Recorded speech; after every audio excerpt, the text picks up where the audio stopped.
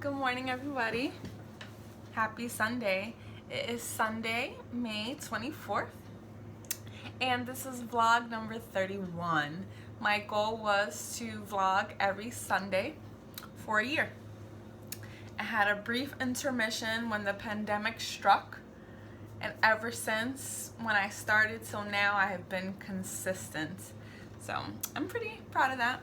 And for me, it's more so documenting where I am in life, and I'm someone that relies on not just muscle memory. I want to be able to look back at these videos, to look back on my blogs, to look back on my journal entries.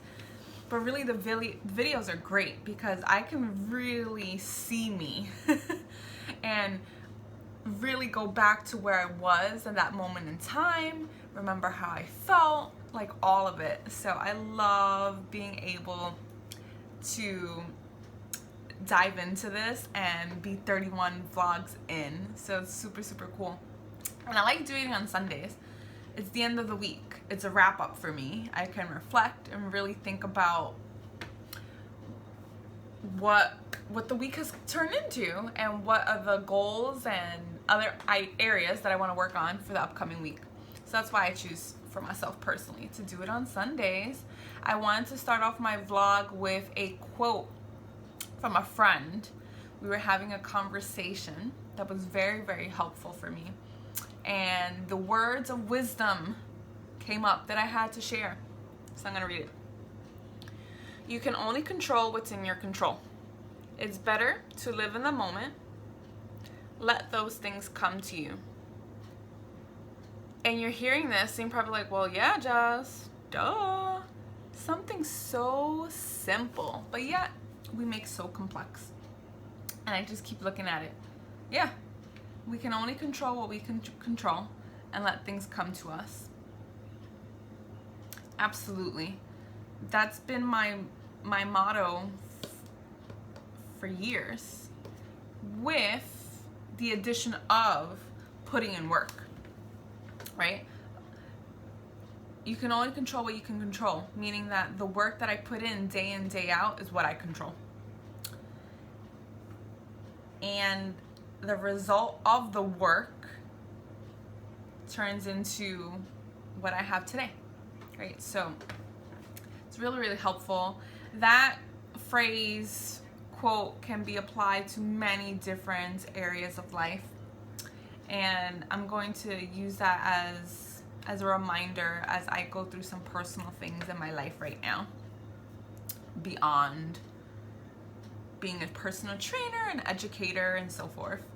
So it was really, really helpful. So thank you, friend, for the conversation that we had. If you're watching this, I really, really appreciate it. All right. Things that are happening. I know I talked about some personal things happening in my life. That's one part that I don't want to share. So sorry, but I don't want to share that specific part on this vlog as I'm going through the motions of that. However, everything else, fair game. When I'm ready to, I might feel compelled to want to share what's going on. Things that are happening, plank challenge. Today is day 24, a rest day. That's it. We're almost there, baby. Almost there. So it's 3 minutes for 2 days. Then it's going to go up to 3 minutes and 30 seconds. And then, of course, 4 minutes, 4 minutes and 30 seconds, and then 5 minutes. I have an idea for how I want to celebrate the 5-minute plank. I'm going to run it by some folks, and then we shall see. I'm going to put up this week. I plan out, so for content, I do have like a content calendar, and I plan things out in advance. I'm someone who thrives on being organized and having a plan. However, there are times where I do put out content that has not been planned, and I just go with the flow and what I feel in the moment. I have planned this week to put out a post on why I decided to do the 30-day plank challenge again. I started it last July 2019. I wanted to be able to have another method to help me with deadlifts, as I was struggling with deadlifts. A strong core helps with deadlifts and helps with a lot of different facets of your life. And I wanted to see, like, could I do this? Mind over matter. I did it. Did it help with my deadlifts? A little bit. Everything else that I was doing helped as well. This year, I was thinking, how am I going to get through the month of May? Meaning, I'm routine oriented. So my 9-to-5 job, my work with clients and being a personal trainer, of course, I have that to look forward to every day. My workout routine and so forth. I felt stagnant. I felt stagnant. Like, okay, we're going to do this again, meaning, we're going through the pandemic, stay at home, so forth. I needed something beyond my everyday to focus on. So I decided let's just do this again. Let's see, almost a year later, how this experience feels for me. What's great, again, is that I documented the whole process last year. So whenever I post a plank challenge, I will go ahead and do a throwback and post what it was like when I did it that same day, right? So day 22, day 22, May 2020, day 22, July 2019. And it's really cool to be able to see where I was at, because I was struggling in 2019. Compared to now, almost a year later, I'm not struggling. That's not to say that I'm perfect. No. I train every single week.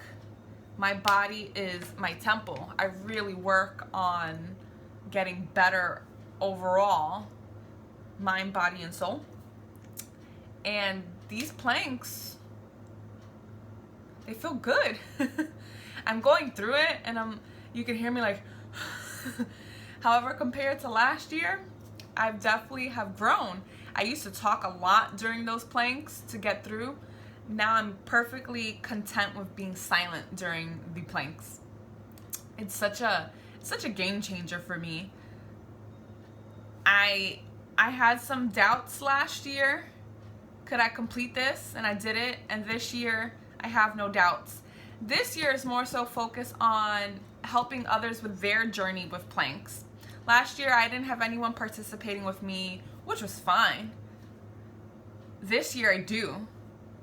And I've been working with those folks to really get to a point where we understand that this is beyond 30 days. If we do not complete the plank challenge for 30 days, does that mean we failed? No. No, no, no.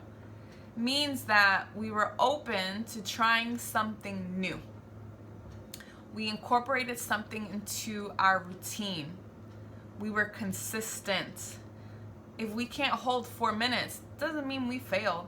That means that we're going to continue to work on what we've been able to master. 1 minute, 1 minute, 30 seconds, 2 minutes, 2 minutes, 30 seconds. Those 4 minutes will come eventually. That's the whole point of all this, to show that it takes consistency, not perfection, and work to be able to get to these places. They are not unachievable. They are not out of arm's reach. They're right there, right there. And if you're dedicated and open to putting in the work, it will be so worth it, because you know what you are capable of. And that is what makes me feel so much joy in working with everyone who's been working towards this. Everyone is a winner, and I'm so proud of everyone for giving it all that they got. So I'm rooting for everyone. So I'm putting that up this week. I do like the blogs. I know that folks do like to read blogs and also love to listen. So I'm writing that up. And I'm almost done with it, and I'm going to post it up Tuesday. I've come up with a content schedule. Vlogs every Sunday. Blogs every Tuesday, Thursday. So there we go. Tuesday, Thursday, vlogs. Sunday, vlogs. And then, of course, on IG, regular content. If I have a challenge going on, what I'm doing throughout the week, during the days. I'm also been working on a new plant-based resource guide.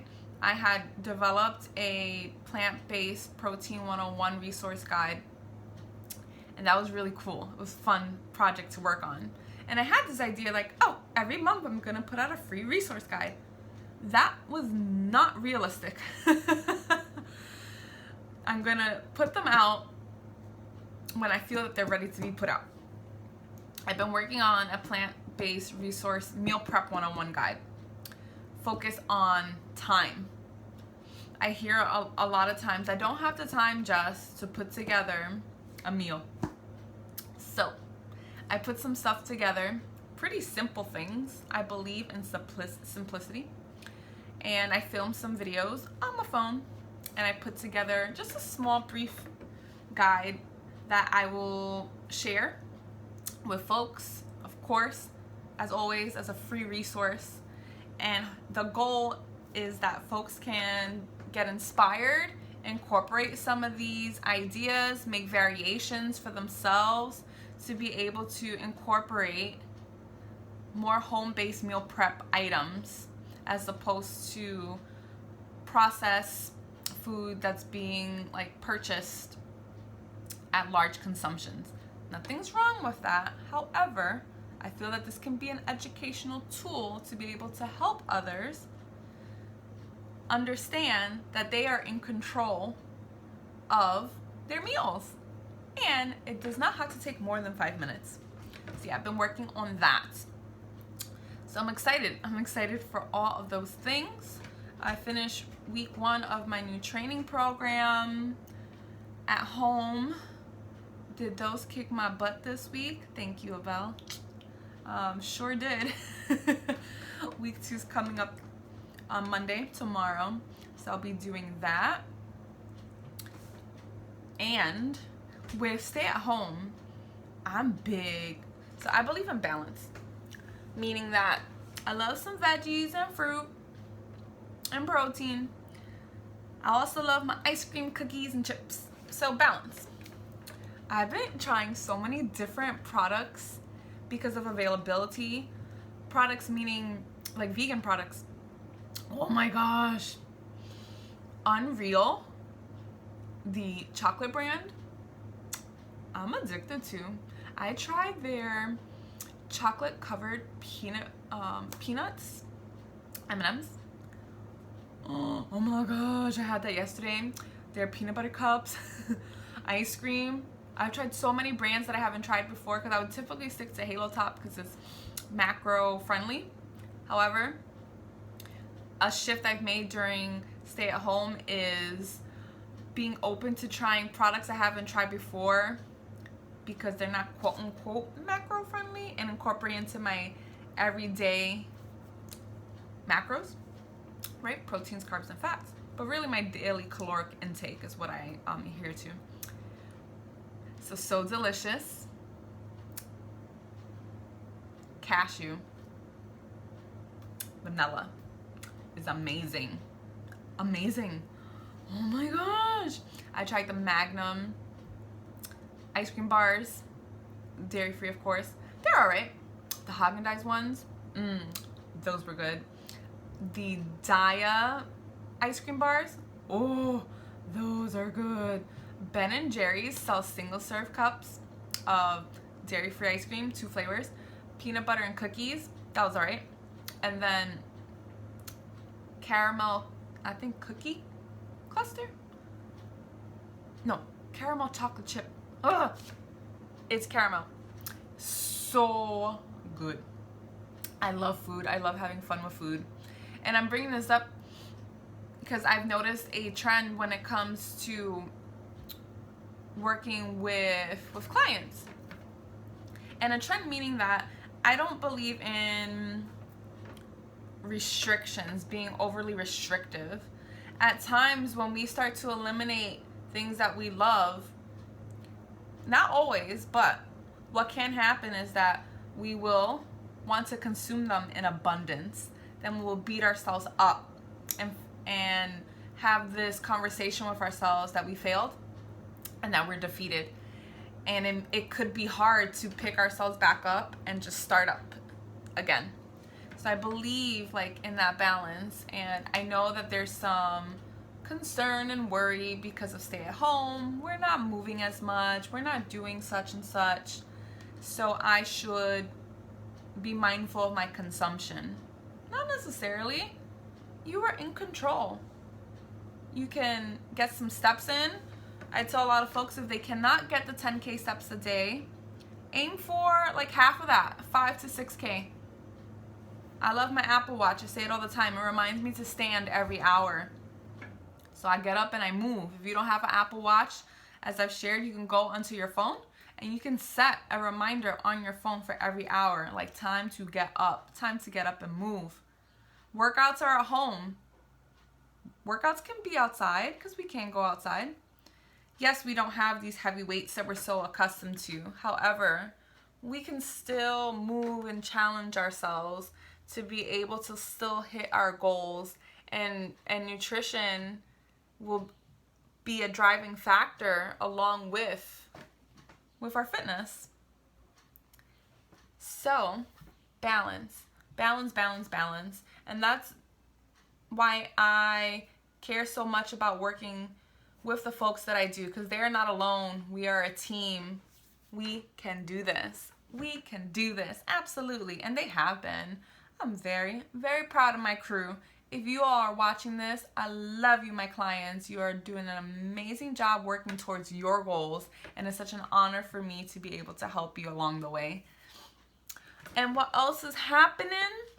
Well, it's my friend's birthday. Oh no, she's watching this. But Ayana, happy birthday. Happy 30th birthday to you, my friend. And yeah, that's where I am. I feel good. Meditation is still going strong, and journaling. Super, super happy about this. I've been meditating for 10 minutes and it feels like 2. I actually put that up on my IG stories today. I want to try this week. I'm going to see how I feel, like in the mornings. I'm going to go a bit further than 10, maybe 15 minutes. Keep you posted on that. It feels really good. Like I'm in a clear space this morning. And journaling has been going great as well. I really, really have enjoyed that. One of the last things I want to share is this coming week is my first Chin Up anniversary. So that is the other piece of content I have coming out this week. I wrote up a post regarding the process of my Chin Up journey. I'm so excited. I know folks like have fond memories of like prom and their first date, their first love. My fond memory is my first Chin Up. Super, super excited about it. So I chronicled the journey. I've been focused on chin ups since the last week of January 2019. So I've been working on chin ups every single week since. It took 4 months for me to get my first chin up, which was May 28th, 2019. So it's coming up soon. And I chronicled what that looked like. What's nice is that I chronicled on my IG stories and on my posts every month of what that journey looked like. So it's been really cool to like look back and see how I started and where I am now. I can do 5 chin-ups now. I want to work on getting 6. I always want more. But to see where I started to where I am now, again, it takes work to get results. I'm patient. Some folks may not have that patience to, when you hear me, you're like, what? You worked on chin-ups every single week since January 2019 and it's May 2020 right now? Like, yeah, I have. And I continue to work on this every single week for many more years. I'll get to 10, 12, 20. Anything that I want is worth putting in the work. And I'm really excited just to be able to share with others what it takes. It this is my timeline. Your timeline can be very, very different from mine. I'm just excited to share. I'm an open book that loves to share the process. So this vlog is at 20 minutes and 3 seconds. So I'm going to end. I hope that you had a great week and have an amazing Sunday, and I will see you next Sunday. Bye.